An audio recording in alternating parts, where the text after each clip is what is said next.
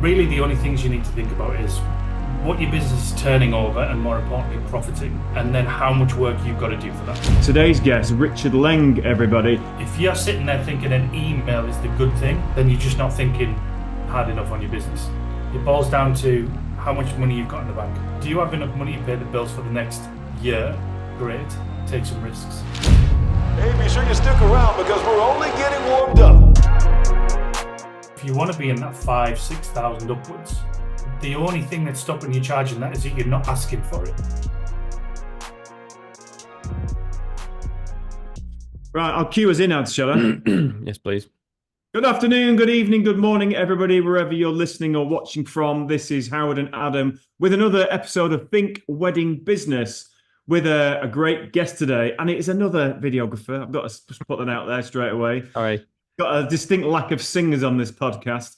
Now, if you're following along, guys, you'll know that our last episode we talked about the money of weddings, how to charge more, how to get into the high end, the luxury sector where you can charge those mega bucks. But we got a little bit sidetracked. We ended up talking about how to make more money rather than breaking into the luxury end and charging more for your service. We went over how you can charge for extra services with your existing add-ons and making more money. But we really needed to wait till we got somebody on the podcast who is in that high-end luxury end, charging, a great amount for what he does. All worth it, all justified. But it's getting into those areas where you've got the clients that have the money to pay that fee, that high-end luxury fee. So this is why we've got today's guest, which is Richard Leng, everybody. Yay! Hello. Hello. I'm aware that these two are just going to be like pinging back and forward, talking videography chat. So I think it'd be good just to let them get on with it. But No. Well, I'll jump in. Obviously, I met you a couple of times, Richard. I came saw you at your workshop, which I attended. Which feel free to plug it later. But by the way, I think I left that, and the next day booked a wedding for like $1,000 more than I was charging at the time. Nice. So I'm sure people would love to know like the secrets to that, so we can plug that later. But I know your thing is pricing. Yeah. And I really like your attitude and approach to it. I think people will get a lot out of it. But we've had so many messages recently, and me and Howard do an online videography course. Yeah.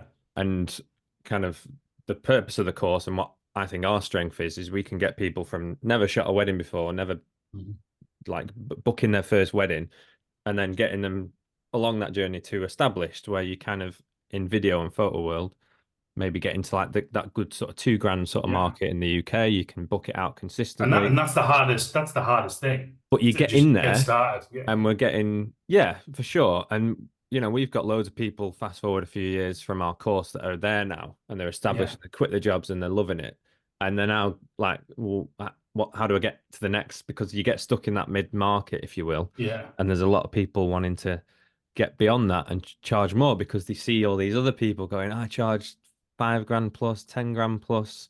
I travel the world. And it's just kind of, I don't know how it happened, but it was established as that's the goal. That's what everyone needs to aspire to. Yeah.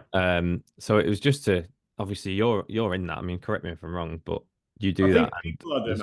I think people, and this is where our course was really good. It got people from nowhere to a position where they could kind of quit the job, where they had enough bookings and making enough money, and it's got them up to that £1,500 mark fairly quick within a year. And then when you get there, it's like, great, I'm doing 40 weddings a year. I'm charging this. I can quit my job. And like you said, you get stuck in that area, don't you? And it's how to take it to that next level. It's very competitive at that sort of stage. But I'm hoping this will translate into the other sectors of the industry, because whatever that price point is for floristry, say, like there will be a point where you'll hit a ceiling and go, right, I need to change things, my branding, my approach, my website, if I want to go to the luxury market, in inverted commas for everyone listening. I hate using that term.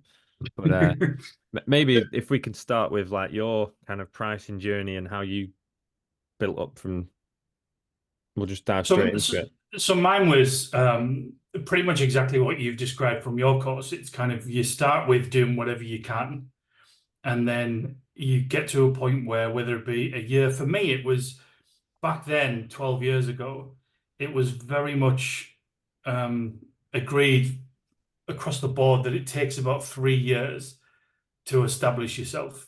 It's probably a lot quicker now because we're talking like pre, Facebook groups, pre anything really for weddings. So about 3 years, and you should be pretty much established. That should get your name out. Or it's enough time to get your name out. And it was pretty much true for me. It took about 2.5, 3 seasons to actually get established and earn a living enough for me to, have regular money. But it always felt a little bit strange. Now, it's weird that you mentioned kind of 1,500-ish, like around that middle market, but that was the same price 12 years ago. It was the same price. Like 1,500 was around, I'd say 1,250 to 1,500 was around the kind of good average middle, but that was over a decade ago. So I don't think much has drastically changed in terms of what the average is. It's not, has it? It's probably crept up between 1,500, 2 grand for a good mid one. From what I see, but yeah, you probably, there's a bit of a maybe £300 to £500 kind of wave, but considering it's been a decade, that's not really a lot, especially these days with cost of living and stuff. It's, it's definitely not enough. But anyway, I just felt that for me didn't work, and it wasn't initially. It wasn't an actual number. It wasn't the money. It was just the way I was charging a flat fee for every wedding didn't really kind of make sense to me, because every wedding's different. Some weddings I would be leaving at 9, other weddings I'd be leaving at 1 in the morning. Some weddings were, Asian weddings, which we all know is infinitely harder to shoot, or there's more intricate things we need to capture, and the timings usually go well out the window. So it's a little bit more stressful. Yeah, longer days. Sure. Longer days, more intricate things in the ceremony that need to be captured. So it's a tougher day mentally and physically. But I was charging the same for that and a simple barn wedding. It just didn't make sense. So hours and effort worked certainly weren't equal, but the pay was equal, and that just seemed a little silly. So I've never subscribed to an hourly rate, because it just doesn't. I believe it does not make sense in our industry, because you're kind of charging up front, but yet you don't know how long that film is going to take to make. So you don't even know what the wedding's going to be like. You've got an idea of what the wedding is, but you don't know whether the speeches are going to be good. You don't know whether there's going to be a lot of dancing, a lot of energy, or it's going to be flat. And that all impacts how hard the wedding film is going to be to make. So you could spend, 20 hours making a wedding film, and another film you could do in one night, because it just works. Like everything is just on the table for you. So the hours vary. Yeah, everybody has. So the hours vary. So hourly rates just go out the window. So I think it's a case of looking at each wedding. This is what I started to do anyway. I started to look at each wedding separately and try to, I guess, price it as a commercial job. So in the commercial world, you would normally have a full brief of what is needed first. And then from there, you can price, because you've got a really good understanding of, what you're going to need to do for this job. And then you can price accordingly. So in the commercial world, a job for, an Instagram edit for a small florist could be whatever, £1,000, let's say. And then, but if a large retailer for flowers, let's say Interflora is the only one I know, forgive me, florist, for mentioning that, but Interflora says, right, we want a TV advert that's only going to be 25 seconds. It's half the amount of footage, but you're not going to charge £500. It's a TV advert. Like, you're probably going to charge 25 grand. Okay. So it's kind of like, you need to look at the job individually. So I started to shoot exactly like that in terms of my pricing. I started to ask more questions and figure out what the wedding was. And I think the first one where I changed from my average, I think my average was about 16 something back then. Or that would be a normal price I would send.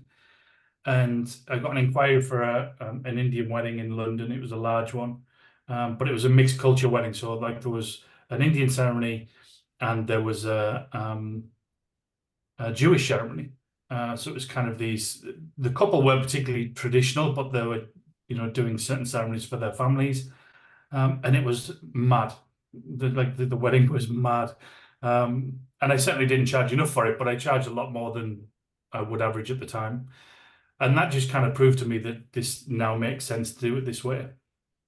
And that's how I went from my normal average to then start thinking of each wedding individually, what the value is to me as a business. And it's as simple as that. That's how I changed it. I just decided to change and to price accordingly. I certainly wasn't pricing wild at all. I think for that wedding I only charged, I think it was like 19, but it felt like a lot of the time it was, a few £100 more, £400 more than I normally would. Yeah, but as you start to do that, then you brings you're pricing differently each time, but then your average over the course of the year is then up, isn't it? So rather than being like, I Yeah, want to charge £2 a wedding, I think of it as like, I want to charge an average of £2 across the year. And it's not you're always going to whatever get an number. average. Weirdly, I don't even know what my average is.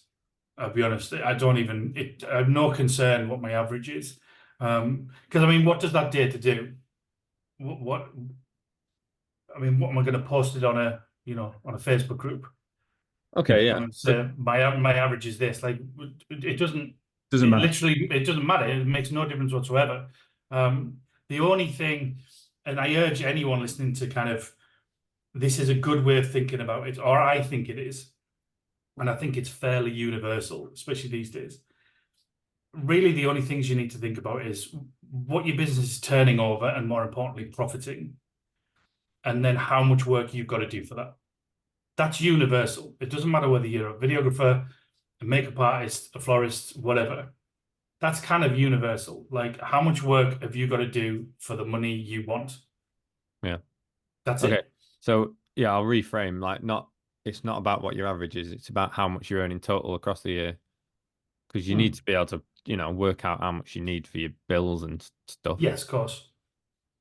I think running costs, yes, you need to understand how much your business is costing to run. But if we're going to be brutally honest, like our businesses are cheap. Like they're cheap. Like how many years do you go without buying cameras? Yeah. 3-4 years, maybe. Easy. We're not buying cameras every year. Easy. Yeah. We're not buying lenses every year. Once you've got your kit, that's it. You're kind of good to go. Yeah. It's Until lean. And Howard, yours must be like even leaner still because you've got your mic and your PA and that's it set for what? Again, yeah, but few Howard's years. got his like grapes and people to feed him grapes and things like that. That is the biggest expense, yeah. No, but you're right there. I mean, I've not bought any new singing kit for God, I don't know, years. Yeah. I've had the same kit for probably 15 years, and it still works as good as it ever has done. So, yeah, that's the beauty of our sectors. Doesn't cost a lot. Once you got your But kit, you're out. here's a question though, Howard. So I'm presuming there will be singers out there that have the best mics, that have the best equipment, where you haven't bought any for years. So why is it that you haven't bought any for years? Yeah, I don't need to with my act. So if I was a DJ or if I was in a band structure, then yeah, I would probably set up quite differently. But I have got the best mic you can get. I've got my speakers and my sound system is up there with the best you can get. Yeah. It's perfect for what it does for me. Yeah. And for what my act requires, because I'm not a band setter, I'm a solo singer and I'm an interactive entertainer at the same time. So yeah, so it does everything that I need. Yeah, you can. God, I know DJs and singers who are changing the kit all the time, but it's essentially doing the same thing. I know a Yeah, and photographer that buys new cameras and lenses every 6 months, but if it ain't broke.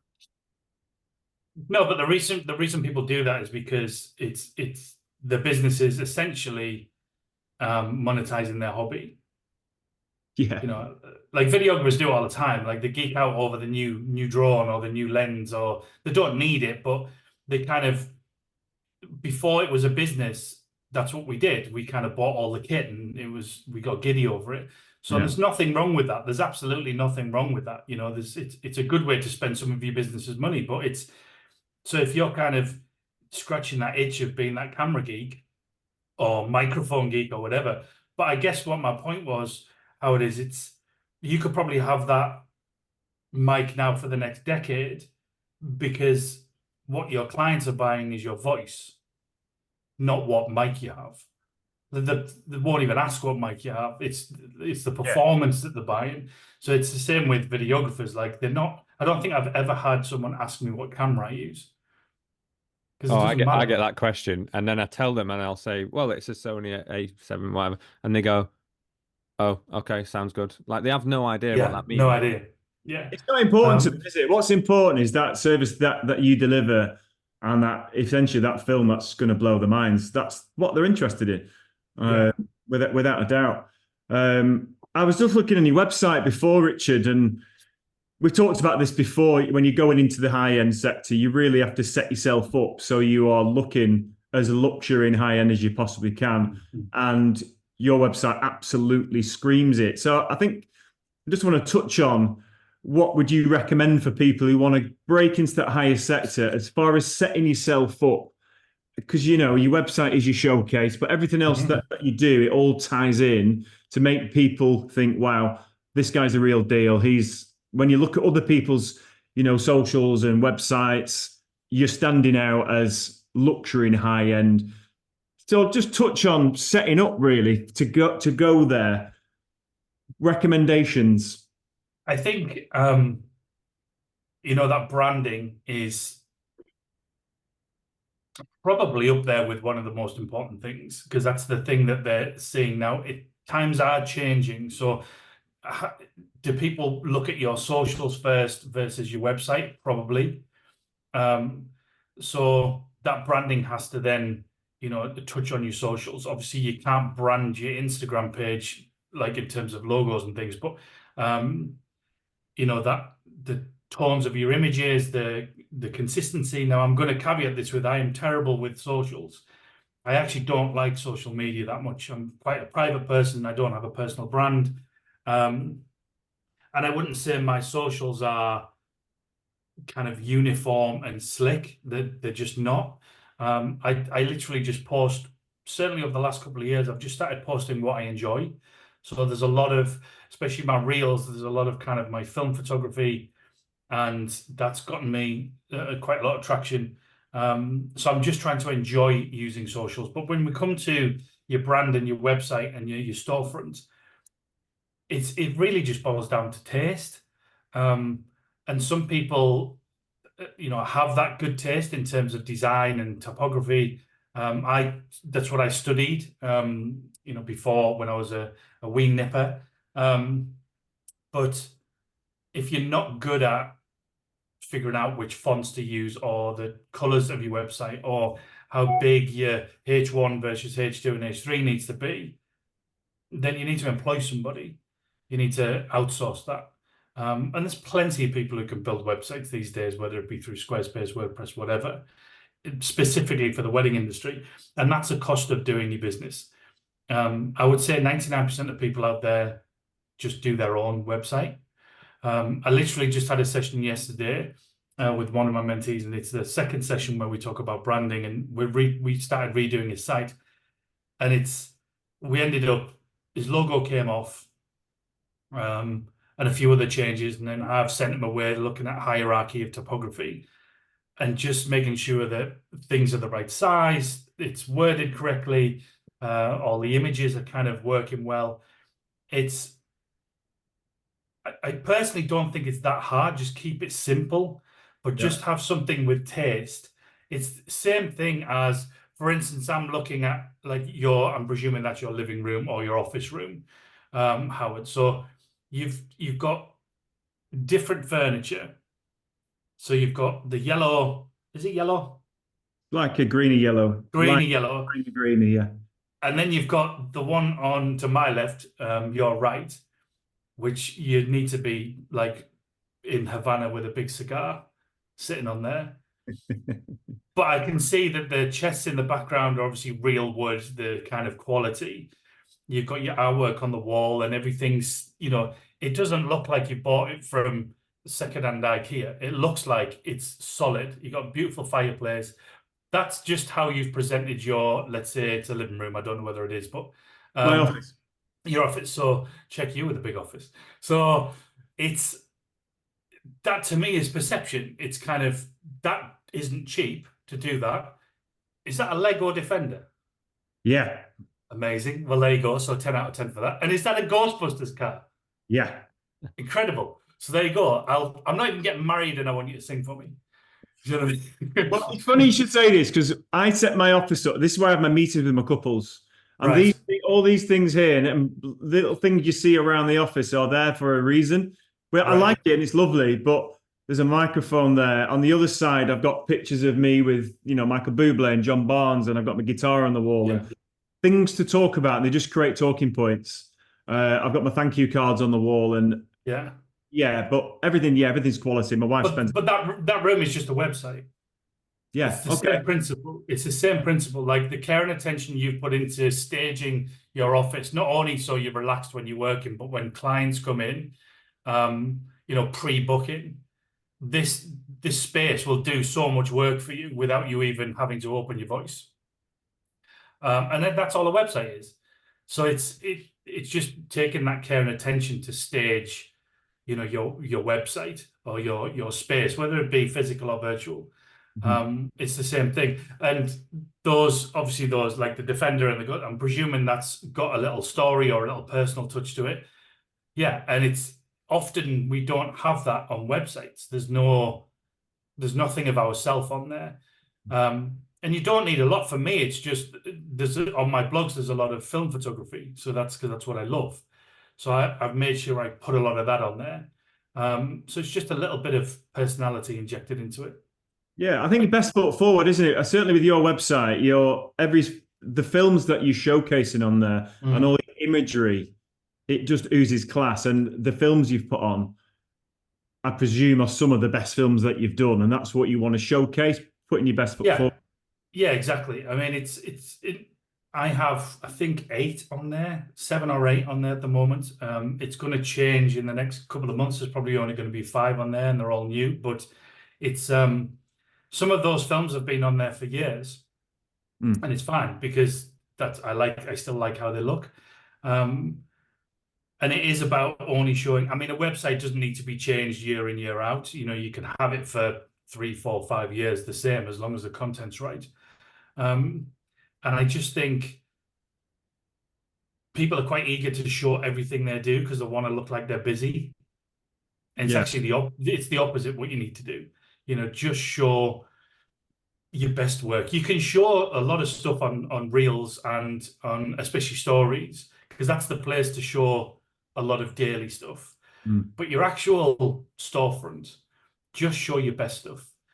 Pick 2 weddings, 3 weddings, especially if you're just starting out in the first 2, 3 years. Just pick 3 weddings that are peak. They're your best stuff. And only show that. And then just try and be as refined as you can with your branding and your font choice and your background colors. And like I say, if you don't know this stuff, then you hire someone to do it. This is the challenge, though. If you don't know, you don't know you don't know. You probably think you know. That's the thing about not knowing. Like, you kind of like, I've riddled myself. But like, I said this years ago on one of the Facebook groups, and I got shot down for it, and like I understand why. But there was a talk about workshops, and obviously I do workshops. So regardless of what I say, I'm going to come across like I'm hawking a workshop, and in this instant, I wasn't. So I said the problem with learning everything on YouTube is that the algorithm of Google, let's say, is only going to give you back what you're asking for. But if you don't know what to ask for, you're never going to get it. So that's the point of not knowing. Like, you actually need someone to kind of go through the things that you don't know and you don't even know to ask. Yeah. That's the thing about learning. That's why things like YouTube is incredible. Like, online stuff now is insane what you can learn. You can do 99% of it. You can't do 100%. Mm. You just can't. And because there's things that are just obviously valuable, and people are running businesses and we can monetize that stuff. But it's if you don't know what to ask, and that's if you are doing your website and you don't really know how to make it look a certain way, then you're not going to be able to learn how to make it look a certain way because you don't know what questions to ask. But if you are self-aware enough to know that maybe your design style is maybe not that great, then just hire someone. It's actually not that much money these days. Just hire someone to do it, and build a site. It doesn't take long. Within that second season, you can have an incredible website and exactly tailor it to the client that you want. In the same way that you have a lovely office. That started with what furniture do we buy and how do you want it to look? Mm. But if you or your partner didn't know anything about kind of how to place your furniture or what kind of wood to buy or whatever, you'd end up with a right mess, you know. Yeah. But you, Well, this is where like mentoring and coaching and we're big advocates for trying to approach someone and get a mentor and investing in education and stuff because you would hope that someone in the know then could teach you uh, all the stuff that you need to. Because there is, I mean, when you look at your website and certain others, and certainly what I try to do with mine, there's a look that, and it's down to preference and opinion, but there is for sure. a look that speaks to the higher end. It's more bridal. You sort of think of like your Vogues and your Chanel's and those kind of fonts and typography, and I think that will always, that clean, crisp, like your site, will always speak to, oh, this looks premium, so it must be a higher price, and that Yeah, I mentality. think it's a quietness. I think that's the best thing I can say is that the websites that I really like, the brands that I really like, and there's lots of things about mine that I don't like, but there's an overall quietness to those brands. And I don't know whether that's good because it leans into that. If it doesn't need to shout, then it probably is what it's saying. We went through a phase. I don't really look at many websites these days, to be honest. It's not something I do in my time, if I'm going to be honest. But we went through phases of, having badges on there. Certainly back when I first started, if you had like a blog badge, featured on whatever. Yeah. We have the same things these days. It just seems to be, featured in Vogue rather than featured on pretty something blog. Now it's kind of, I think most of the photographers that I work with have something on their site saying featured in Vogue. It's the same thing. It's just transferred over to Vogue and Vogue. Tatler. Yeah. And there's no discussion of like, did they pay for that? Like, some probably did, but it's kind of, that's the new badge. But I think overall things are just quieter now in that kind of higher end market. Again, I don't know what term to use for those weddings because luxury does sound a bit wanky. Higher end I hate, but just everybody knows what I mean when I say those words. But I think most people in that space, they're just a little quieter in terms of their design. Well, people that Quieter. have that kind of money do have that eye for detail in design, don't they? That you're often finding that they're probably, if they've come from money, they're spending that on their wedding and their home and their life. Like they might have a flashy car, they might go to country clubs, and that's their world. So you need to kind of I just want to tailor to that. You got your branding, your website is doing everything it needs to do for that sector. Where do you find your clients then? Where is it word of mouth because you're already in the area? But from a starting point, everything's set up looking as cool. Luxury. No, it sounds wanky. But where are you finding your ideal clients that are able to afford the best? It's changing over the years, but I would say the majority is kind of a recommendation, and it's going to be from it's either going to be direct from a planner that has found me through a recommendation, or they've found me because I've worked with them before, or they've come. It's very rare that they're going to come across me on Google, because I think planners aren't scouring Google for someone. They're kind of using their network to get that recommendation. Photographers for sure. More these days, I am actually getting found on Google is more than it used to be, but it's not number one. Instagram is always going to be one. That's probably second. So I would say referral first, second Instagram. Weirdly, two from TikTok. Right. Strange. Like, and that isn't even. I have a personal account where I post a lot of my film photography stuff. So I just created an RL Films one, and I think there's only 9 videos on there. I don't use it. I don't really log into it, and I should, but I don't. And I've had inquiries that are booking through there. It's not something I really spend the majority of my effort in, to be honest. But for me, it's always been referral. It's always been the relationships I have with photographers and planners. You're touching on planners.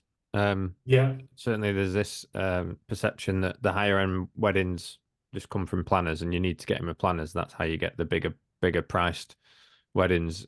Do you find, is that the case? Is that something that you strived for? It's such a weird one, because so imagine being a planner. Imagine how many emails you're going to get. Well, I've spoke to planner friends that are say like they get hounded all the time. Please, can I work for you? Here's my work. It's just like, if you're going to do that, I'll be honest, mine was, I guess this is where I was quite lucky. Like, I shot a wedding where the clients hired me, but they had a planner. So then I naturally worked with a planner. Yeah. And then they like you, and then bosh you in. And and that's kind of how it started. And then that planner spoke to another planner, and they were like, "Oh, I've just worked with Richard, blah blah blah," and I ended up working, more for planners. But even in the planning world, any planners listening, if they are, it's there's different levels of planners. You've got planners who do 100,000 minimum. You've got planners who do 500,000 minimum. This is where I think it's bad advice now, more so nowadays, because there's a lot of people setting up as planning businesses that maybe only plan 20 grand weddings total budget. So getting in with planners doesn't necessarily guarantee you big budgets. No, but also people fall into a trap of they look at the work of people who are doing what is perceived to be higher end weddings, and then they mimic that work. One of the planners, Jessie, I've seen on Threads a few weeks ago, she was talking about, like, everybody does the same work. If you look at the majority of people who do nice weddings now from a video point of view, and I guess photography, but let's stick with video for now. Every clip has movement in it. There is like a push in or pull out, and it might only be the Instagram edit that I see, but it makes me dizzy. Like, everything is zoom in, zoom in, zoom in, zoom in, and it's kind of made to look like this big dramatic thing, but everything looks the same. And I'm not saying my films are kind of look different to everyone else's, because they don't, but there's this universal look from that, like, from these weddings. And so what people do, generally speaking, is they're like, "Oh, well, I need to do that." And this planner, she plans some of the biggest weddings, she's like, everything looks the same. Like, where are you getting this information from? Like, from this planner perspective, videographers and photographers have made the decision that light and airy is what luxury wants. And she's like, it's not. So we're over here making all these decisions based on other people in our industry rather than based on the actual client. And we're all mimicking this thing, and the client doesn't even want that. So we're making the decision as videographers and photographers, we've made this decision that luxury looks like X, and it's just not the case. But what happens is, once you've done that a few years, everything looks the same. So then looking different then is better. For me, if I'm being honest, I've never changed. I do the same thing. I don't move the camera. My stuff can tend to be a little bit darker and moodier. Um, I've never really adopted like the gimbal work. I've never, been zooming in and zooming out, and it's not what I enjoy, so I don't do it. So there's definitely an element of I've missed out on stuff because I don't have a particular look. But even now, that light and airy kind of gimbally sort of stuff is very American. I think now is dying a little bit.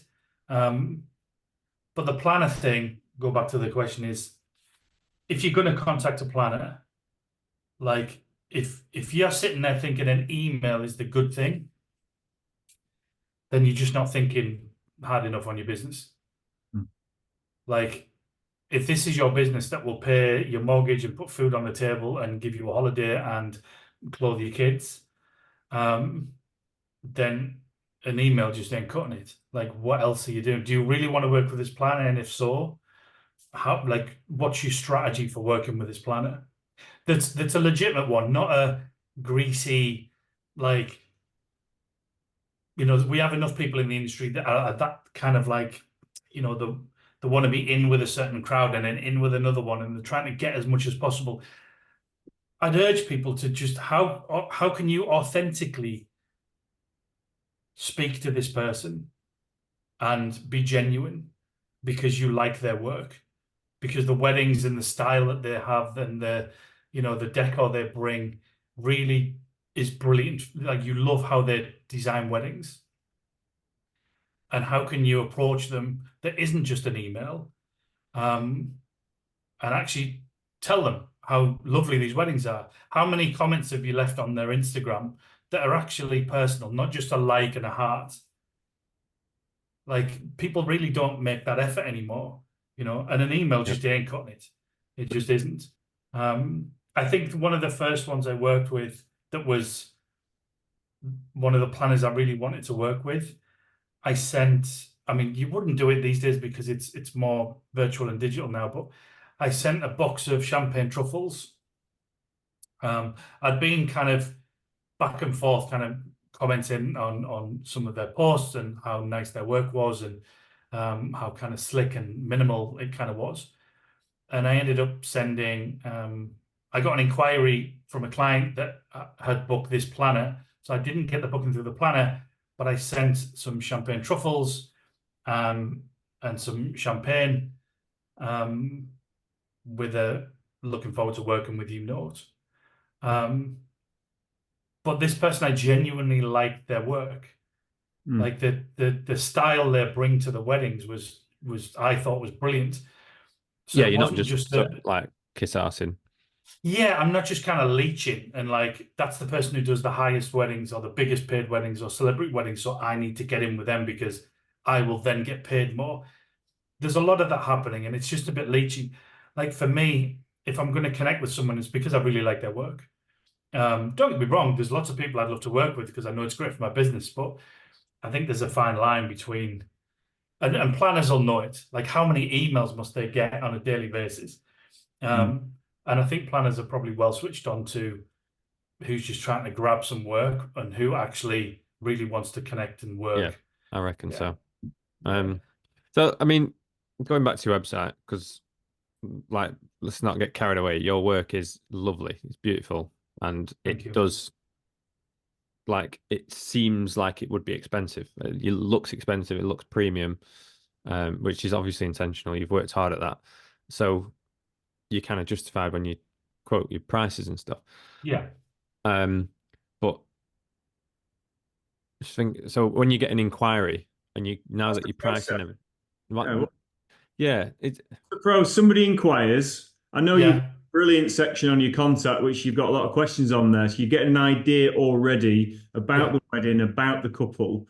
You've got that initial inquiry through your website. What is your process from then on? Well, before that, what are you asking? Yeah, what do you want to know in order to be able to? What questions should people ask? So the ones that I don't even know what I have on my contact form at the moment. Let's have a look. So there's some simple things that I really want to know. Obviously, where they're getting married, the date, all the stuff that we always ask. Yep. How you heard about me. So a couple of things that I like to ask is who the photographer is. That is obviously going to give me a good idea of what they're spending in that creative image capture sector. It's a good way round of asking what their budget is, because I know you've got that. I don't really like that one, but if you ask what the photographer, who the photographer is, you could pretty much work out what they're willing to spend, couldn't you? Yeah, well, I mean, it doesn't always work like that, but it kind of, if someone's spending, 10 grand on a photographer, it doesn't mean you're going to get paid 10 grand, but it gives you an idea that they are serious about Invested, yeah. They're invested in how their wedding is documented. So at least it gives you a good idea of, potentially the value of what you're going to do. Trust me, it doesn't always work that way. Sometimes they'll spend 10 grand on a photographer and they've got 2 grand for a videographer. Yeah. That's totally fine. Sometimes it's the other way around. Yeah. The other one is important one for me is details of the locations of the day from prep all the way through to evening. So like logistically, what's happening during the day, that's important. Because where someone's getting married might not be where the whole day is. So I need to know how much travel is going to happen. Mm-hmm. And then a big one for me is what piques your attention about our work. So it's just a sentence people are going to give me to let me know that they've watched my work and they've got an understanding of what I do. And some of them say we like how it's very natural, or we like how it's very calm, or whatever it is. People say different things, obviously, but it gives me an idea of the thing that they like. And sometimes it might be generic, and sometimes it might be, a full paragraph of kind of what they love about it. And it might be about a specific wedding. They're like, we loved that bit in that wedding where you did this. And that tells me they're really invested. It tells me they're really kind of watching and making a decision. They don't just need a videographer, they need the right person. And they're the things that I'm asking. I ask them for the budget as well. Anticipated videography budget. I would say that 70% fill that in. You're always going to get people who don't. That's fine. Yeah, don't make it mandatory. No, it's not mandatory. But it gives me an idea. What happens when they say we've got 5 grand budget and you go, that's great, my prices are 5 grand. That's my worry. That I don't want them to think that I'm just doing it based on what they've told me. But if you've got the branding dialed in, if you've got all of the things that you need to do for your website and the copy and the images and the videos, if that's dialed in, then ideally, this obviously doesn't happen every single time, but ideally the type of client that is going to spend more time on your site already knows that it's not £1,000. Yeah. So they're going to be in somewhere in the region. And like I say, there's times where I've done weddings for less than what their anticipated budget is, or the option they've taken is less, but so I've given them an option for less. And sometimes it's way more. But in terms of a process, that's the information I'm looking for. Then I email them back and say that let's say I'm available. I speak a little bit about the location they're getting married. So let's say they're getting married in Tuscany, let's say. Because I've shot so many times in Tuscany, let's say it's a September wedding, then I'll make some sort of comment and it's genuine. I'll be like, September in Tuscany is incredible because the weather's kind of cooling off slightly, so it's not burning hot, but like the sunsets are incredible. And I might have shot in that region before, so I'll send them examples in that region. Yep. So I'm just trying to be interested in their event, which I am, but quite detailed to their location, to give them a sense of how invested I am, not just hey, I'm available, this is how much I am. But then from a price point, which is obviously what this whole discussion is about, I'm looking at my entire year.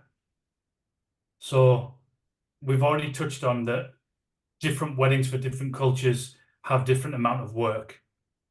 So we know that a simple traditional English wedding in a barn in Yorkshire is actually quite a simple wedding. It's lovely, It's all very simple and it's lovely, and there's going to be dancing, there's going to be speeches and blah, blah, blah. But then flip that to a 300 guest Jewish wedding. Mental. Mental. Like the evening from like 6 p.m. onwards, like you might as well be at a German rave. Like it's just insane. Like the dancing in Jewish weddings is crazy. And then in the same with Indian weddings, like the color, the amount of people around. We know these weddings are different and they need different things. So those prices are going to be different. But also a wedding on Thursday in October is going to be drastically different to a Saturday in August. You know? So you've kind of got to look at, from your business point of view, what it's worth to your business financially and time-wise. So for instance, August this year is my busiest month. Usually it's not the busiest for me, August, but this year it is. And I have 3 weddings, and there's some travel for those weddings, and they're quite large weddings. So if another inquiry came in with, let's say, some travel, I don't really want to do any more travel in August. Like I'm already traveling three of those weeks. So I don't really want to travel anymore. I'd rather be at home. So if I do get an inquiry in for that weekend, I'm free, and it's for, I don't know, Italy, let's say, then I'm probably going to price it higher to make it worthwhile me actually going out the country again. Yeah. And that's totally fine to do that. It's totally fine. And don't get me wrong, I'm not doubling my prices, but there's going to be an increase in the same way that if that Italian wedding happened to be on a Tuesday in November, it's probably going to be less than what I would normally charge. So it's not always a case of going up. Sometimes it's a case of coming down and being flexible with, to a degree with your pricing means you can essentially play with your balance. Your income's always going to be pretty much the same, and all you're really playing with is your balance of how much you're working versus how much you're not. And that's where pricing is very individual. I know people who have to work. They can't function correctly unless they're working. They're not very good at just chilling out. So to them, charging $2,000 I know someone like that. Yeah. So you look at him. So Adam's brilliant at chilling out. Adam's the best at good lad. But yeah, so this is why it's so individual, because usually if someone just wants to work and they get their peace from working, and I know a few people like that, and that's great. The likelihood is you're not going to be charging 8, 9, 10,000 for 40 weddings. Nobody does. There might be 1 or 2 people out there. No one I know. It doesn't work like that. If you want to work volume, you're going to have to be volume price pretty much. So if you're doing weddings for, I don't know. I mean, I'll give you guys the floor. What do you think luxury price is? Because we throw around this term luxury or high end, but what is that price wise? Well, this is it, and this is the illusion for me, because there's people that are, like we said earlier, getting to like $2,000, and then they're seeing other people on Facebook groups who are charging maybe $5,000, and they're like, that's because when I started, there was a couple of guys charging $3,000, and I was like, that is ridiculous. Like I'd love, I probably never will, but I'd love to get there. That's incredible. And it, obviously inflation and stuff has changed, but now I'm there, and it's like, that's not the, there's levels above that. So, I mean, for me, but it's still a lot of money. I would say, of course, I would probably say starting from $5,000 upwards. I'd say there's a top 10% in the video and photo world that are, $5,000-6,000 upwards, and that would, I mean, that's generally, I reckon, would be perceived as the goal by most people, or a high end. But here's the weird thing. So you think do it's a bit more, but do you do like a flat 3, No, for most of your stuff? no, Or you're averaging three, I have a bit of it's about that average. I have a bit of right? wiggle room. I do have semi-set packages for Okay. your usual kind of wedding, but I've got a bit of flexibility. But it's somewhat based on what you preached at your Yeah. workshop years ago. You So can I be, everybody's flexible. yeah, Everybody is. of course. And So this is the thing that nobody talks about is that like you said, this is kind of what I wanted to get into with you was that if it's a Tuesday in hmm, February, then of course, and and if they say, is there any wiggle room on the? Yeah, of course there yeah, is. yeah. Of course there is, because I'm not going to turn down a Tuesday wedding in February. It's like No. bonus, I can take that on, no problem. And then exactly, and then it depends on what's going on in your life, what you have to pay for, what your business is going Well, through. It's There's this so many factors. this year, I'll like I don't mind speaking honestly about this stuff because this year, It's a weird year, isn't it? yeah, everyone's having that same thing, so everyone's saying they're quiet, and that was in my mind a little bit, but more so like personally, we've just got loads of stuff to pay for. We've done a lot of Yeah, work on the house. Got my own wedding next year, right. so I was like, right, I really want to refill the coffers a little bit this year, so I'm just gonna Yeah, take on more gigs, and if I've got the space and I've got the date free, I'm not going to turn them. I'm not like there's different years. I might go. I'm not going to book that date out. I'm going to hold on because you yeah, never know. I might be able to get someone coming in at full price. But yeah, if I see a date now that someone can do for a few £100 less, yeah, I'll yeah, snap it up because yeah, I want to work more this year. So that next year I'll probably go back to normal and charge a bit more maybe. But it's having that flexibility. yeah. So the price is almost irrelevant. It's the pot that's more relevant. Hmm. It's your pot and what you want to build that pot to, and what work you're prepared to do to fill the pot. So it's irrelevant if you're doing a wedding for two and a wedding for 3.5 and a wedding for 2.7.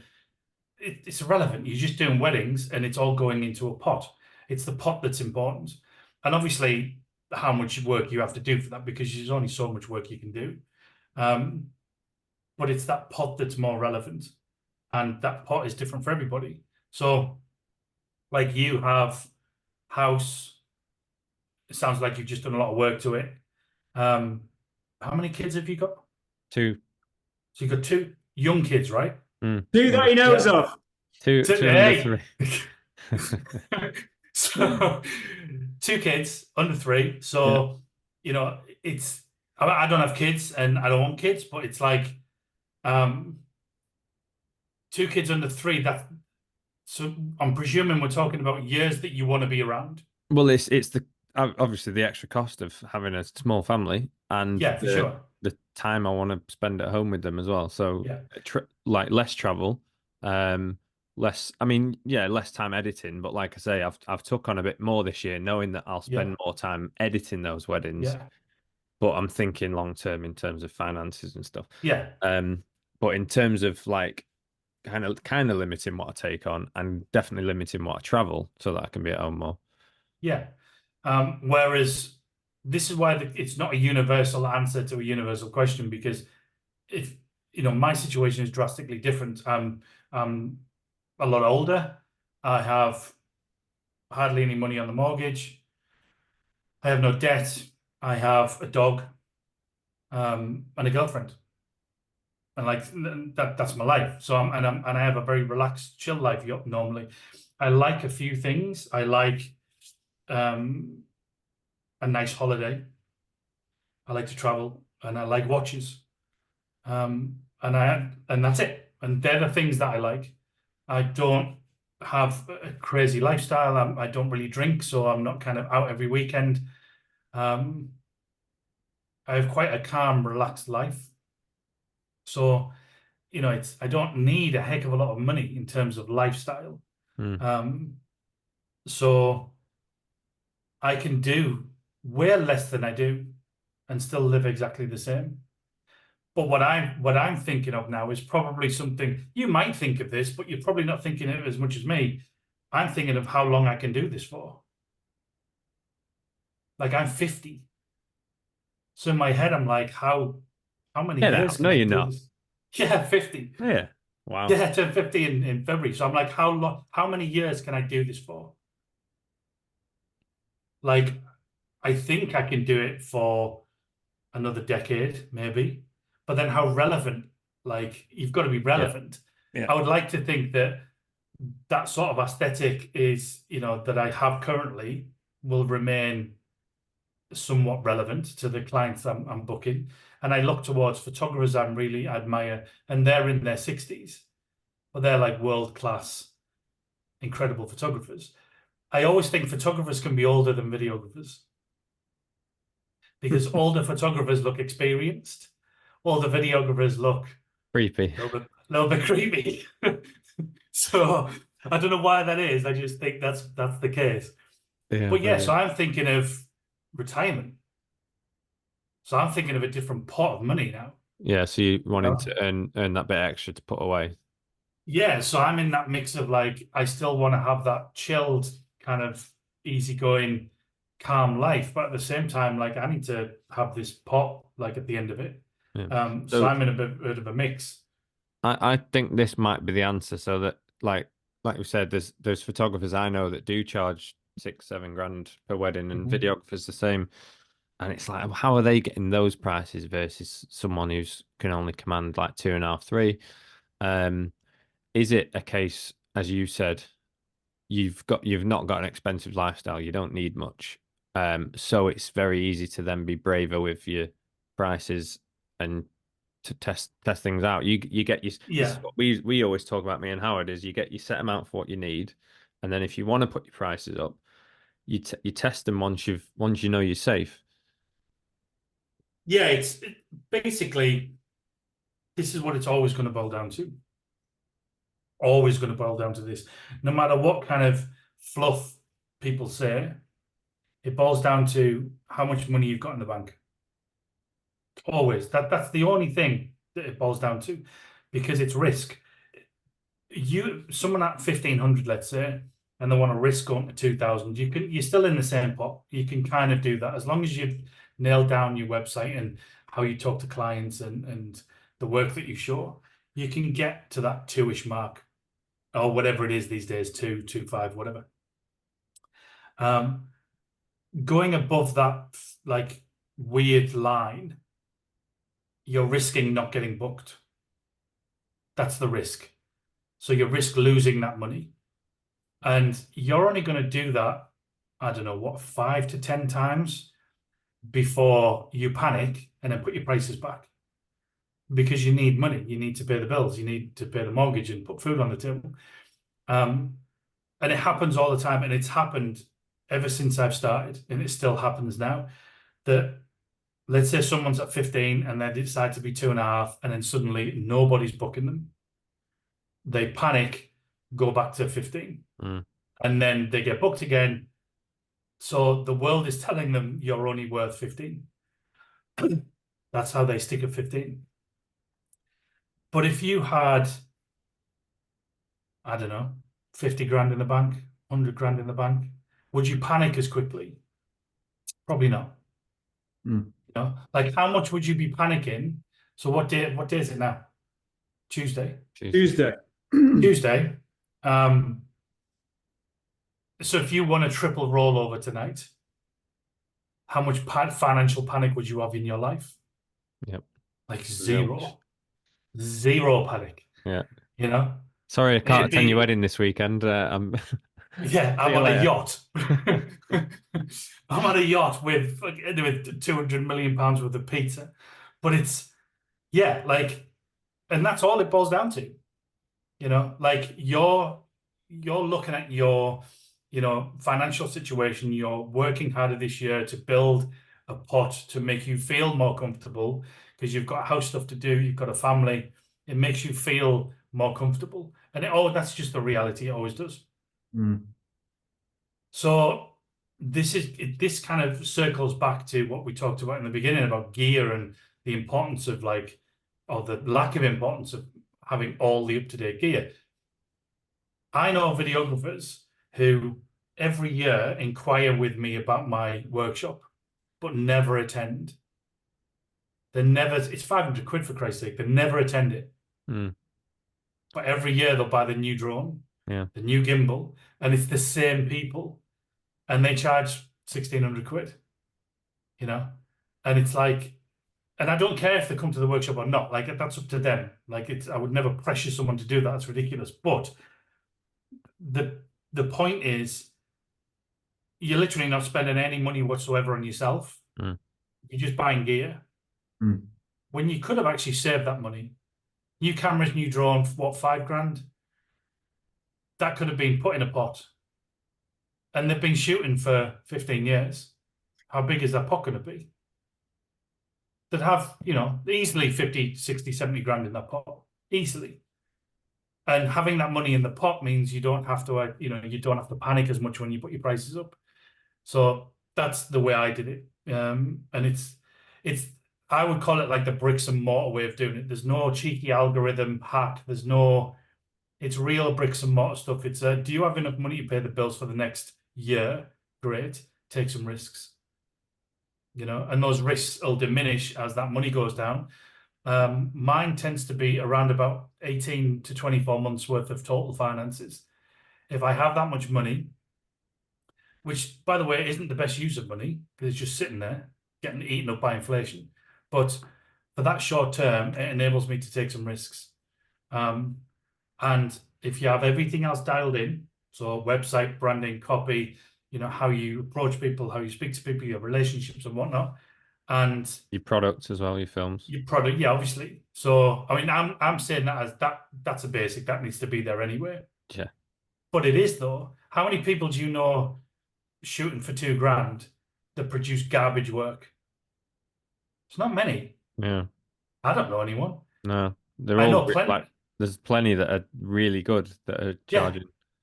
There's I would say the Average majority of people who do $2,000 weddings, £1,500 weddings, especially when they're only in their second, third year, they're still hungry. And they still love it and they're hungry for it and they capture like so much stuff and they make really nice films that could easily sell for 3, 4, 5. Mm. You know? Does this go back to if you don't know, you don't know sort of scenario? Because how does one look at their videos and go, yeah, I am actually worth like $4,000 there and not 2? Well, I don't think that exists to like in a clear cut answer. Like, so you've said some nice things about my films, but there's nothing about my films that are special from an editing point of view. I think, and again, no offense to your work, but I think this is the frustration with that. Some people will go, I'm like $2,000 and I'm doing this. This person's $7,500. There's not $5,500 worth of difference in their videos to mine. Like how do they do it? How like half the time it's the other way. Like my films are so simple, and I mean, up until this season, I'm still shooting on an A7 III. Like I don't need an A7S III. Like I'm shooting on one this year, but like, and to be honest, only because my A7 III it gave me a weird error message. So I'm like, oh, don't like that. Right, time for a new camera because I've had this one for like whatever how many years. Yeah. But how many people out there shooting on A7S IIIs? I saw so many of the guys shooting on a Red, like 40 grand camera. Yeah, it's like a film industry camera that I would. They're like, what are you doing? I know. You know, but I've said this so many times. I remember quite vividly, I was in Ireland, I was doing a talk, and someone made a comment. I was kind of on stage, which felt a bit awkward, but someone in the audience asked something and made a statement about my work. And I stopped them and said, tell me specifically what it is about my work. Because when I look at my work, it's just simple.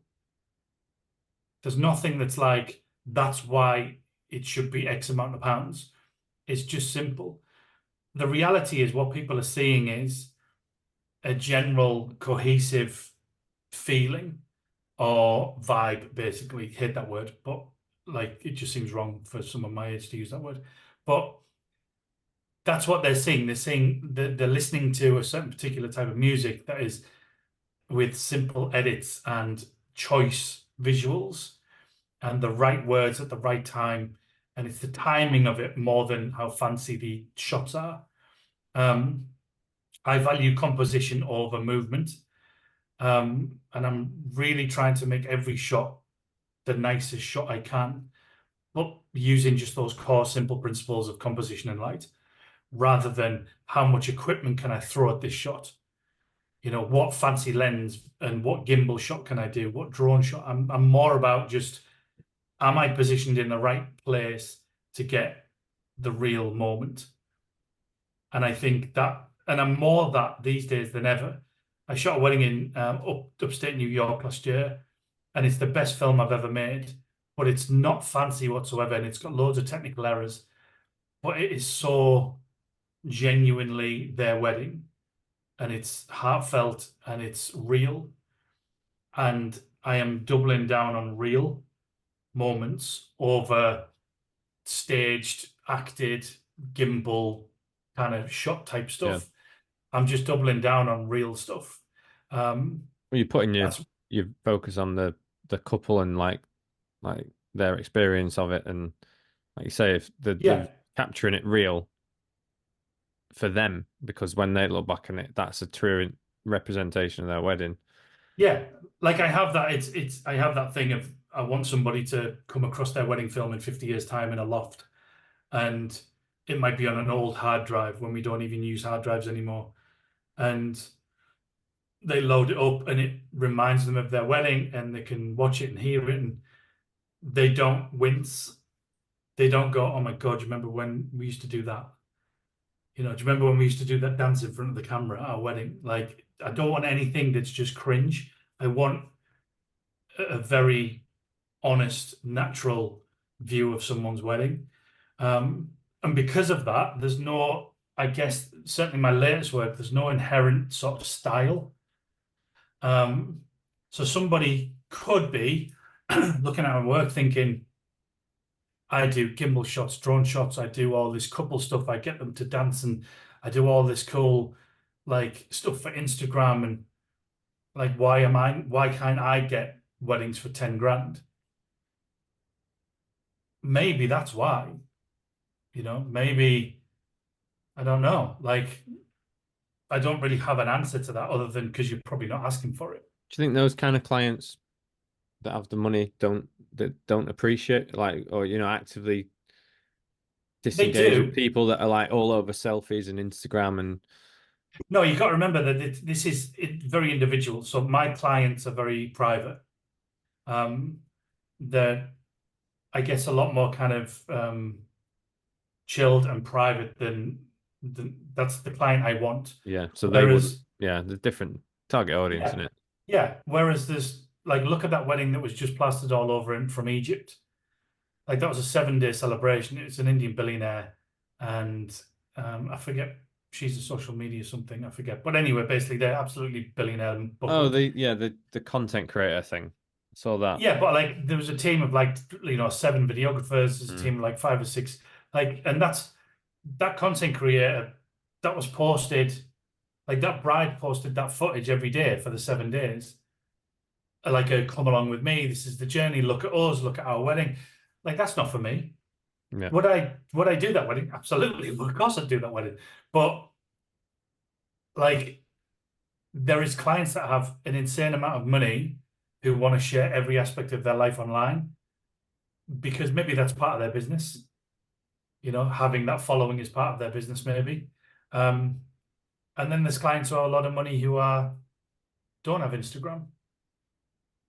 But there's lots that don't have Instagram, obviously. So it's kind of, you just got to understand what your client is. I don't think people do enough work around that. Like, what is your ideal client? Like, I don't have a personal brand. So my clients they don't care that they can't see me everywhere online. They don't care that I don't like post every aspect of my life on Instagram, because I'm quite a private person, so I don't do that. Whereas some clients will want that. Some clients will want to like have that connection. I guess, connection, even though I don't think it's real, but yeah. That want someone to have a personal brand. Everybody's different. You've just got to dial in who your client is. Like, I'm sure you're like, how many weddings do you do a year? 40, Uh, 30? 30. Yeah, so now. Yeah. So by now, I mean, you've been doing it long enough. I'm presuming your client is dialed in. Like, Yeah. you generally get similar type of clients. Hmm. So everything you do will be catered towards that type of wedding, that type of client. Same thing. Like, people just need to do the work and figure out what their ideal client is. I very rarely work local in the north. I tend to be London or overseas. And that's the client I like. I like black tie weddings. I like nice speeches. And generally quite chilled affairs. That's just the type of wedding I like. So everything I do is geared towards those sort of clients. It's kind of mix. It's a mix of that kind of black tie-ish wedding, and then there'll always be like 30% of my year is quite kind of like artistic couples Hmm. who can see why I film the way I film, and they appreciate the way I film. So they book me for that reason. Do you go for those sort of black tie, sort of classier affairs because of you're thinking like price, but price wise, they're going to spend a lot. I think initially that was the idea back in the day. Like, I mean, look, it's a wedding in a barn in Yorkshire that's like DIY. They're always good weddings. I love those weddings. They're like uber chilled weddings, and everyone's dancing, and it's always like cool. But the reality is that wedding versus a wedding at the Savoy, it's a different budget. Hmm. And if we're doing this from a business point of view, like, I've never wanted to do, 50 weddings a year. It's not for me. So there's just a simple equation. I need to do less weddings, but I need to charge more money. So that decision was made for me. It's different now though. Money's different. Pre-pandemic was a whole different world to now. Prices are weird now. They can be like last year, highest I did was 16,000. And I think the lowest was, I don't know, 4.5, 5. Obviously, those were different weddings. One was multiple days and whatnot. But So obviously that sounds like a lot of money, and people go, "Wow, oh my God!" But does that entail multiple days and shooters and? yeah, so for me, it was a weird weekend. I had 2 weddings on that overlapped. So there were one 2-day wedding, one 3-day wedding, and the days overlapped. So I couldn't do all of the days for one wedding. So I had multiple shooters at that wedding for me. I was on the first day and they were on the last 2 days. So there was obviously expenses to be paid after that. Hmm. But that whole weekend was like a £27,000 weekend with probably about 3.5, 4 grand's worth of costs in terms Okay, of shooters. yeah, so your take home was still that much after paying everyone. Because I'm just thinking like, Yeah, when you see people saying, "Oh, I charged 15 grand for this wedding, but it was a 3-day event and I had 4 shooters and a drone guy," and when you break it all down, yeah, it's like I could do 2, 3.5 grand weddings locally Friday, Saturday, and yeah. you know, That's what I mean. That's why you've really got to stop. Like, anyone listening who does or has kind of lent their ear to like other people charging a certain amount. Like, there's so much that goes into it. Like, don't get me wrong, that weekend for me was probably the best weekend financially that I've ever done in business. So even with paying out the money I paid out for shooters, it was still knocking on like 21, 22,000 or something. And I personally only shot for 3 days. So, but it was 3 consecutive days. So it was like Friday, Saturday. No, it was Thursday, Friday, Saturday. So it was just like a hard 3 days of shooting. mm. But we're not working down a mine, for Christ's sake. Like, it's not, I mean, there's nibbles. Do you know what I mean? There's always a vol au vent to have, so it's not the hardest thing in the world. And yeah, I came away, or the business came away with a chunk of change, which is lovely. But then I might not shoot for 4 weeks, 5 weeks, 6 weeks. Yeah. So so that might sound impressive, but you might be doing 2 weddings every weekend for $3,000 for 6 weeks. Yeah. So from a business point of view, you're bringing in more money. But it's that bullshitty internet, like, this is what someone charges. It means nothing whatsoever. All that really matters is what you're comfortable with within your business, what you're turning over, and what you're profiting.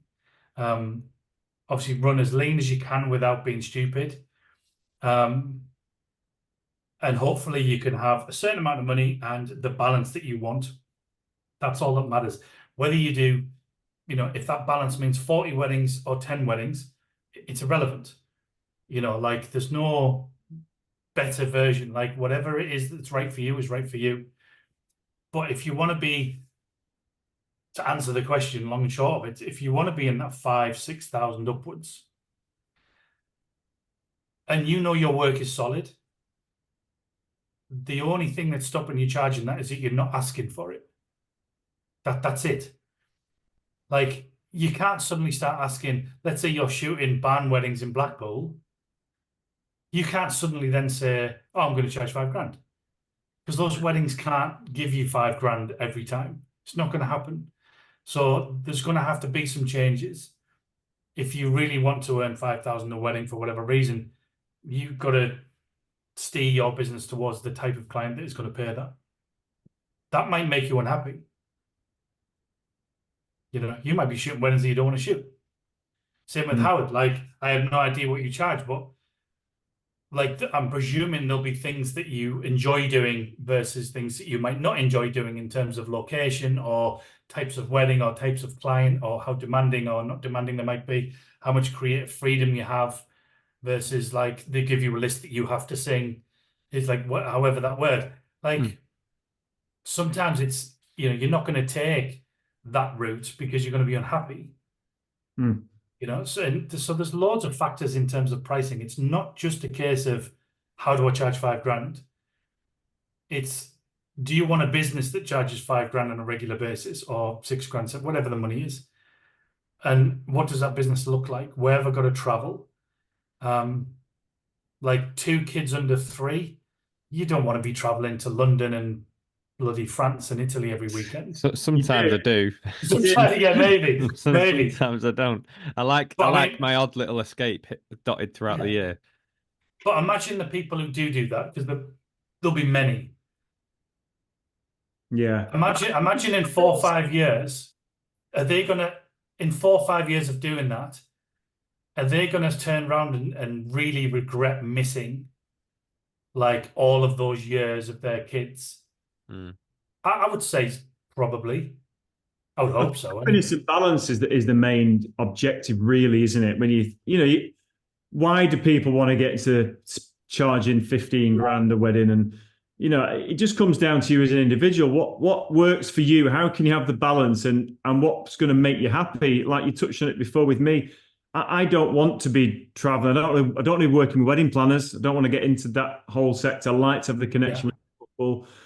I want to do 30 weddings a year and charge what I charge. It's enough what I want. And I get the couples that I really love and I connect with, and they are, they do feel like genuine friends. I don't want to be hired by a wedding planner. Right, you're going to London this way, or they called this, go and sing at their wedding. I just wouldn't do it. I just never worked for me, But some people might want to do that, but it's not going to give me the balance of life and the happiness that I want. Because certainly over the last few years, I really make sure that the wedding is perfect for me, so I can turn up and have just as good a day as everybody else, if not better, if not more. So I think, I think happiness and balance is the key, isn't it?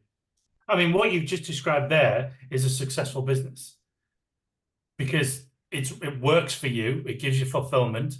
Clients obviously love you, so that's a successful business. Well, there's success. That's what people should strive for. It's like, the the top guys in the country, in the UK videography world, everyone, there's a set list of names and that everyone thinks these are the top guys. I'd put you in Yeah. there. People will think that you're in that list.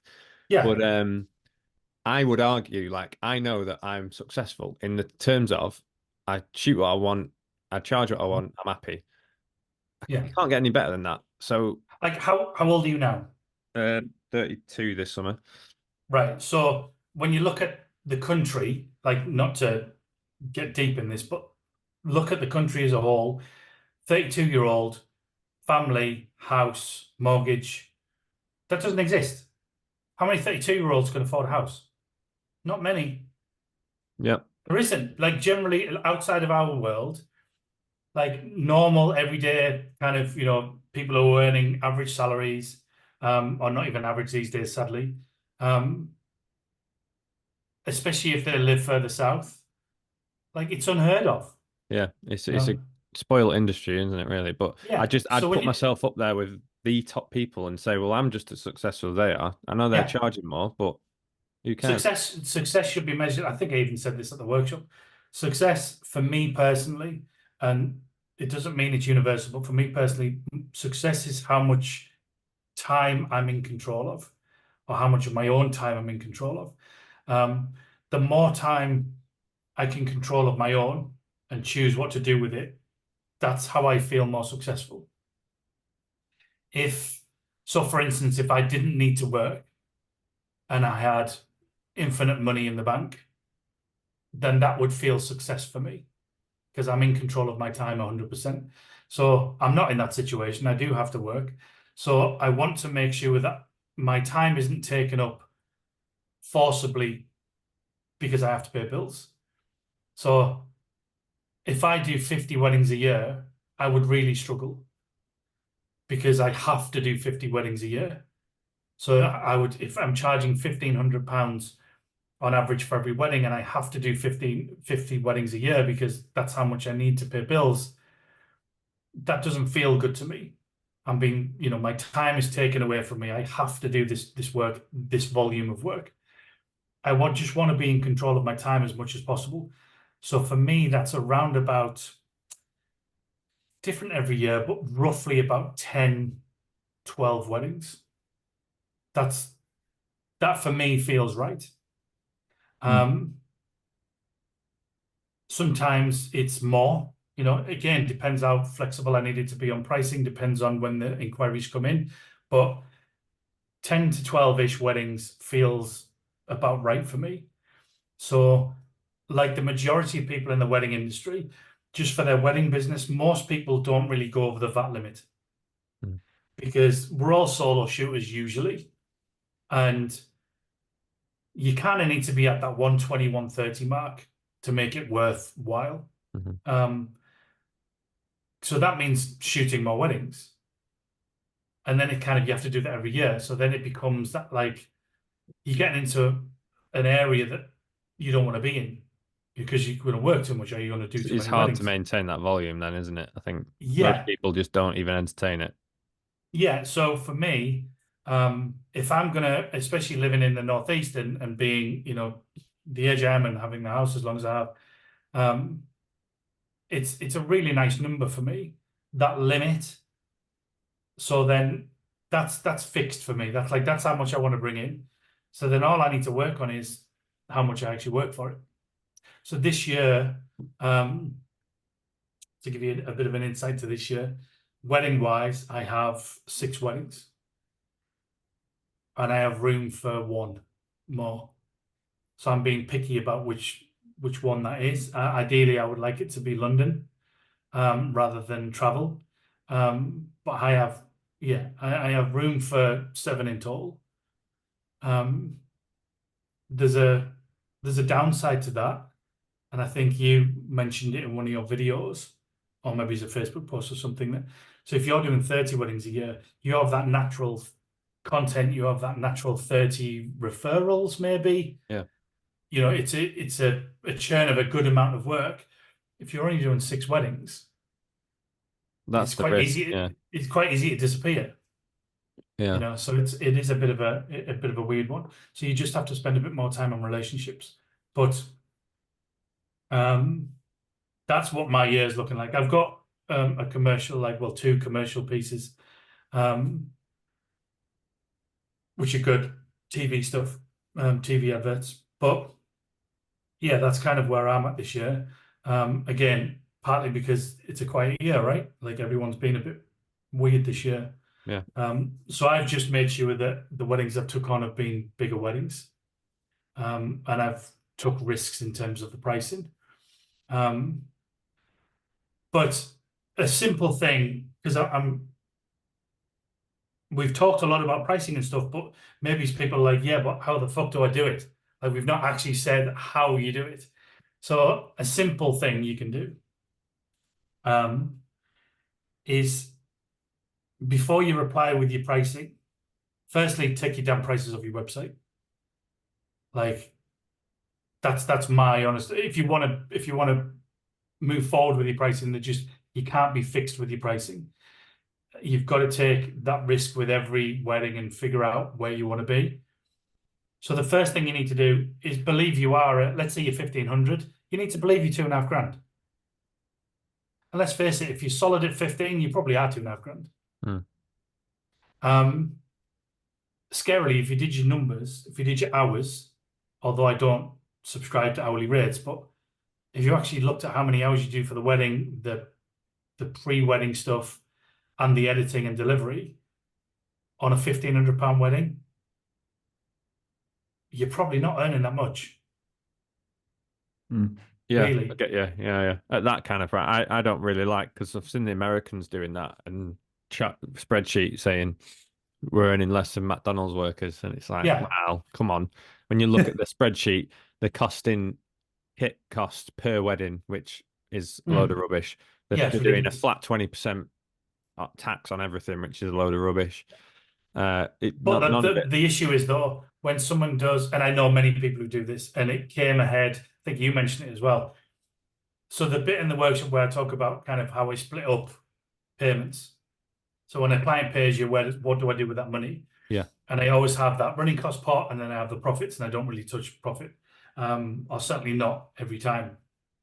And then in 2020, the amount of people I knew, still know obviously, but the amount of people I know who suddenly because they were limited, they didn't really get anything from the government. Yeah, no money. They had no money in the bank. Broke. Yeah. It's like, where the fuck's your money? You've just done 50 weddings. You charged 2.5 grand. Where's your money gone? You know, like, what have you done with it? Yeah, you know, no one was living to the means beforehand, were they? And then all of a sudden, the income goes, and you're like, oh shit. I think people live to the means because the money's there, so they believe that's their means. But if you get paid a certain amount of money and then take away your tax and national insurance or whatever that's going to be for you, tax and national insurance comes off, the money that's left isn't your money, it's the business's money. So you need to pay yourself a salary of that money, but the business still needs to retain some of that money for kit, bills you need to pay for your business, licensing and things, website costs, and also you should have profit. Yeah. Well, so I don't pay myself a lot at all. Like if I get a wedding, let's say I book a wedding for 10, I'll probably pay myself. I can take more than this, but I probably only take 3 or 4. Well, I always think that you need, and I knew someone that got broken into and lost all the kit one time, and then I've got a wedding this weekend. Someone's nicked all my kit. Can anyone lend me some stuff? Yeah. And obviously awful situation, but for those kind of things, and like the pandemic, you need to have money in the bank so that you can replace like rainy day stuff. Yeah. You can't, you're not running a good business if all of a sudden money dries up and you're like, oh yeah, I can't afford to. Like the money in the business account. Replace my camera. Yeah, like the money in the business account isn't all for new gear. It's not for new drones, because you don't need one. It's not for the newest gimbal that does a millimeter something better than the last one. That's not what the money's there for. I mean, you can do what you want with it, I guess, but there has to be a pot of money in the business. That, in my eyes, there has to be.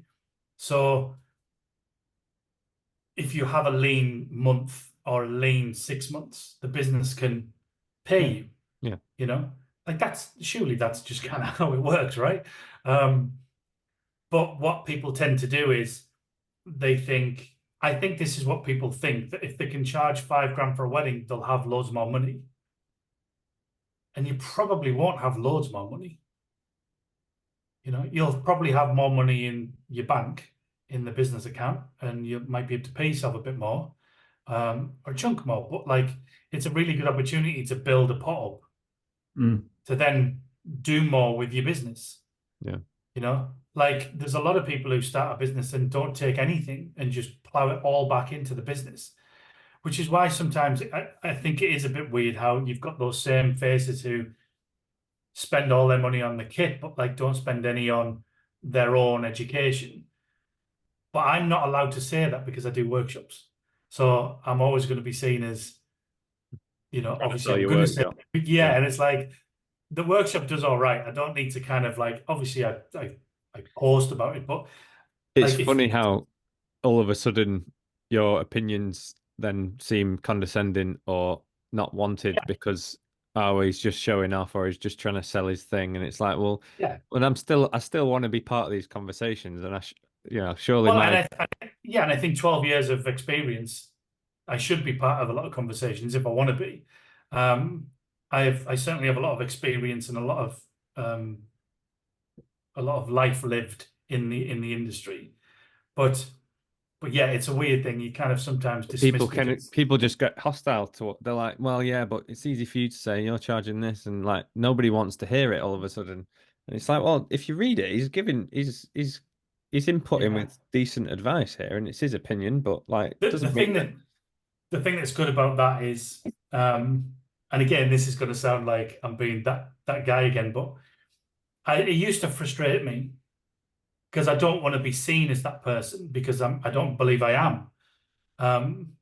But I started to realize actually there's enough people who come through, as you do. You have obviously people who come through your training who start from zero and are suddenly they're doing it for a living.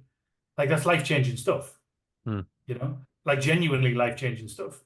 And the same with the clarity stuff. There's people who, one in particular recently, Tony, he was sub 1,000.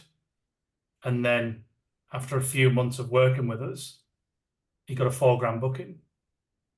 Yeah, I think he's in our group as well. Yeah, he spoke about it. It's I know he's mad. been mentoring with you, and that's Yeah, like he has. crazy. Yeah, like you say, You know, so it's huge. as long as there's that stuff, it doesn't really matter what someone thinks of education. As long as I've got people like that have seen these changes, it's like I'm good with that. That's fine. Yeah. The same with you guys. Like you have people who start from zero to suddenly getting 30, within space of a year or whatever, getting 30 weddings a year and having a career. Like it's life-changing stuff. So it's irrelevant what someone thinks about what you do. You know what you do. Yeah. But the pricing thing, it's the same thing I said to Tony, this particular guy. I was like, look, at some point you have to ask for it. And this is kind of the message I would give to everyone. Once you know your work is good, and I think if you're in this industry, you should know or not whether your work is good. Like, if you're unsure your work is good, then maybe that's the thing you need to start with. Like, why do you not know? Like, you should know if your composition is good and your lighting is good and your audio is good and the tempo and the edit is good. You should know this stuff. It's what you do for a living. Once you get to a point where you know you are good, you have to be brave enough to ask for more money. And you need to do whatever you need to do to make that risk more comfortable. For me personally, that is money in the bank. Money in the bank, yeah. It might not be for someone else, but let's face it. Okay, so just to finish then, let's. I add into that a little bit. I did it when I started out before. I mean, I'm going back 20 years. There was no one teaching wedding people how to get business. It wasn't really a thing. No. So I used to go on business seminars with people like Chris Cardell and Tony Robbins and other people. And there was one bit of advice that I went with another business owner to a seminar in London. It was a 3-day event, and one of the speakers said, "A little task for everybody when you go back to your work life next week. I want you to double your prices." And I think I was charging, I don't know, 750, 800 quid at the time. And it just seems so bizarre. And I thought, well, fuck it. I just started to price myself double from that piece of advice. And I got more work at the higher price. It's like it almost made me busier. But it's just I wouldn't have probably had the balls to do Just it do unless it. I was interested.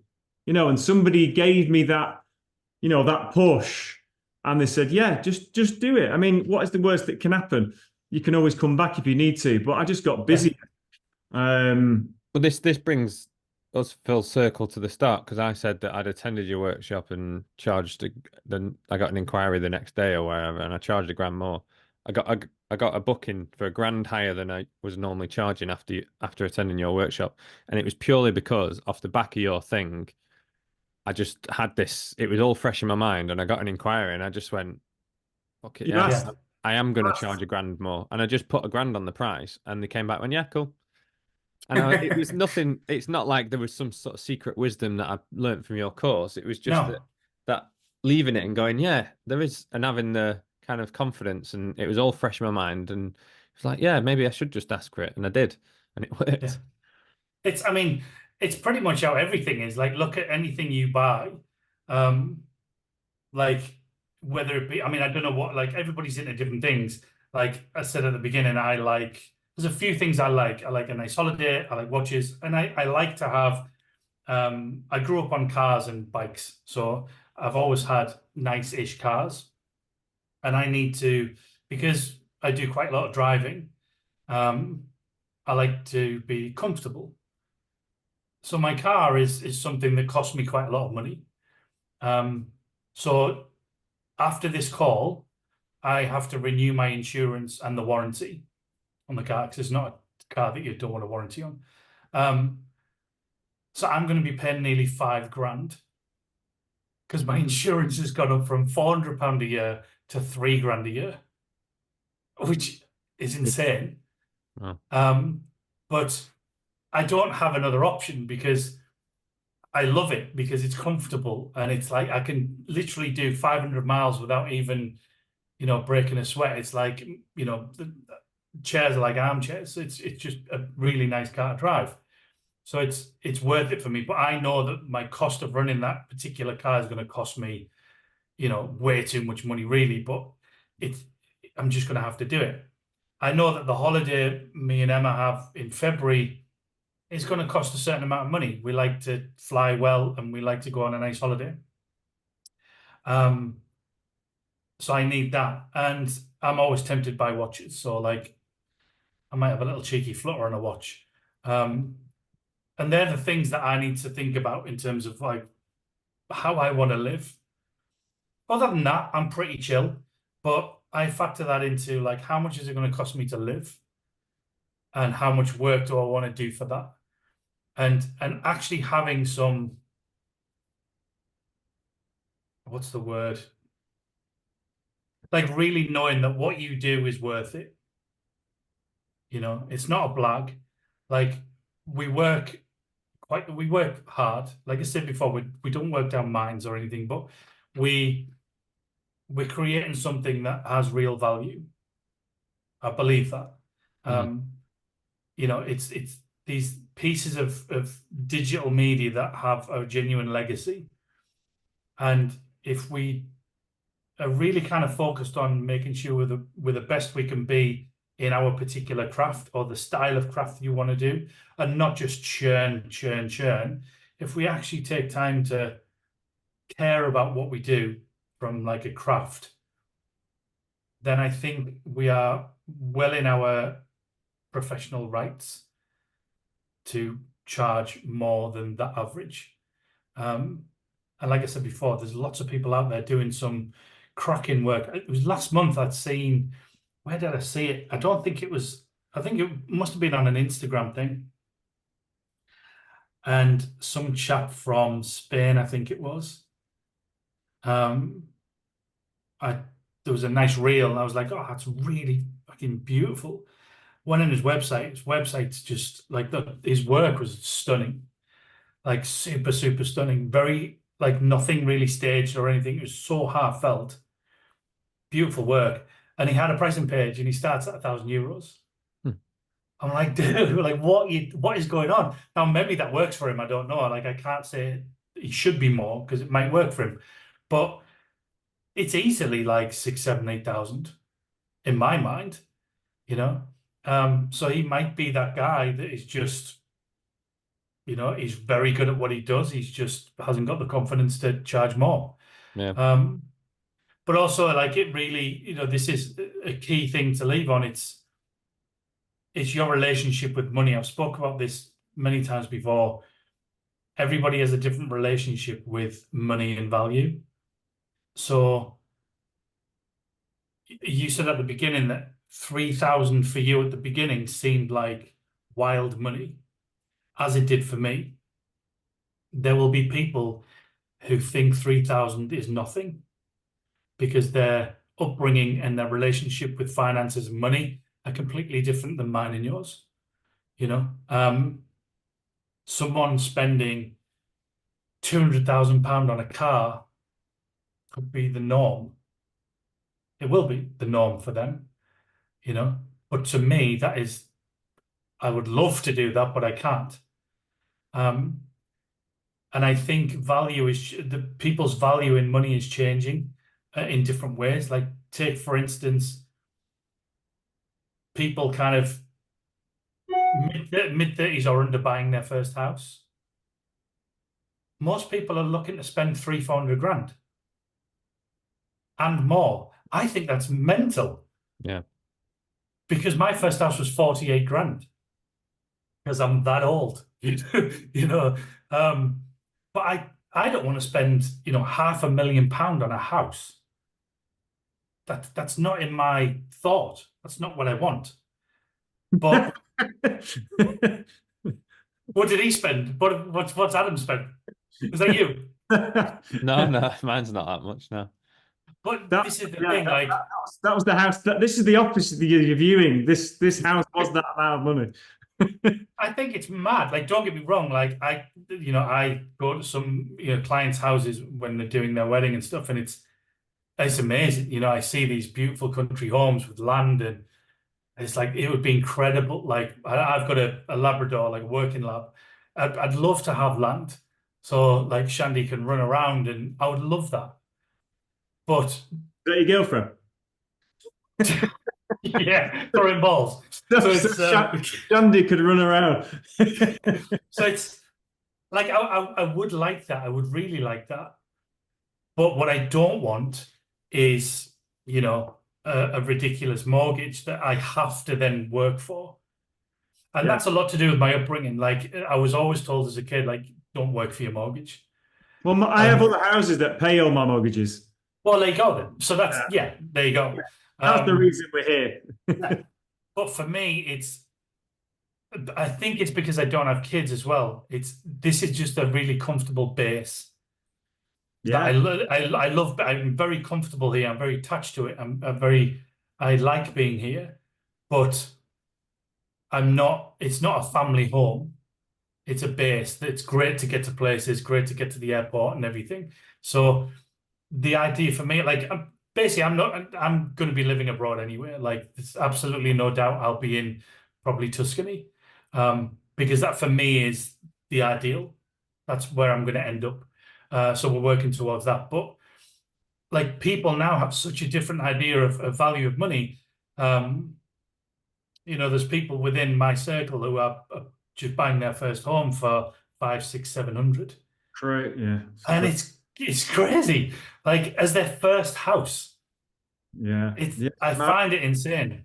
Yeah. And my first house was 80 grand, and our first rental property was 40 grand. Yeah. But it's, and it's still, and we've just bought another house a couple of years ago, and that was 90 grand. Compare that to someone down south who would probably spend 800 grand on a similar. On the same thing. Yeah. So obviously it's legit. It's dependent on logistical, but obviously, like, it's easy for me to throw out these numbers because I'm of a certain age. I bought my first house in the 90s, where someone buying a house now, they live in a different world, obviously. Everything's different. Interest rates are different.